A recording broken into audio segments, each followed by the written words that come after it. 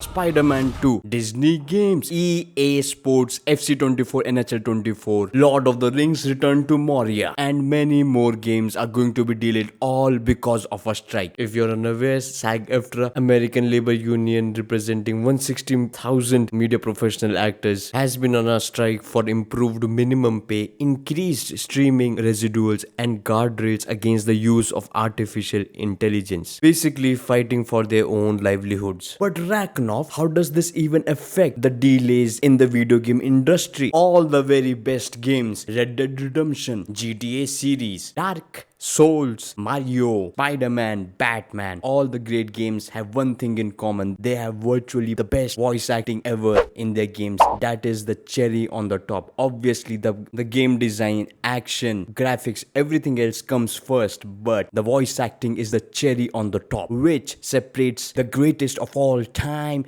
games from the very best games. There won't be any halts in the development of the game itself, but there will be definite delays in its release. Now coming specifically to Spider-Man 2, whose post-production is almost done, voice acting should be completed by now, and the most that can happen is the voice actors won't be present for any of the interviews or won't attend any of the marketing events. Voice acting is a profession driven by passion, and only very few are able to make it. This passion is a double-edged sword because the voice actors will do anything to get their foot in the door of this industry, no matter how hard the working hours are, how less their pay is, and if they are even getting any breaks in between of their job. And yes, there are no breaks when they are working 10-12 hours every day. That is the industry norm that they have been working on, and this is one of the key points that SAG-AFTRA has raised for their strike. We haven't been compensated with inflation in mind. We are not being compensated in a way that is reflective of this billion-dollar industry, especially when other people are making more money.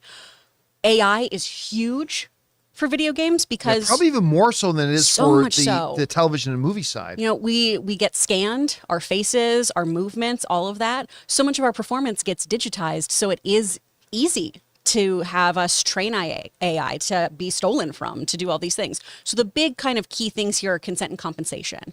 So we should be able to control our own likeness and when it isn't and used. Voice. And our voices.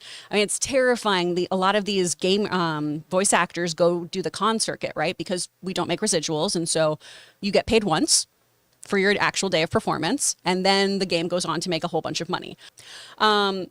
We also have issues with just those cons. When people go there, they show everyone how they can like digitally alter their voices on apps right now, right? There's a thing going around on TikTok of a couple actors being like, hey, play that for me. That's my voice. That's not me doing it. That's a robot doing it. So that's a big issue. It really is this AI situation of, no, it's totally and completely reasonable that we can use your likeness when we want to and use your movements and use your voice. You don't need to own those things, which is very, very terrifying. If you want to license those things off, that's great. Do that. But when people do it without your consent, it's really scary, especially when that's really all you've got as a performer. There too are just basic workers' rights. We don't have breaks included in a lot of our contracts. Yeah, so that's ridiculous. It's insane, especially for all of our, mocap actors, all of those performers who are doing very physical work, stunt work often sometimes too.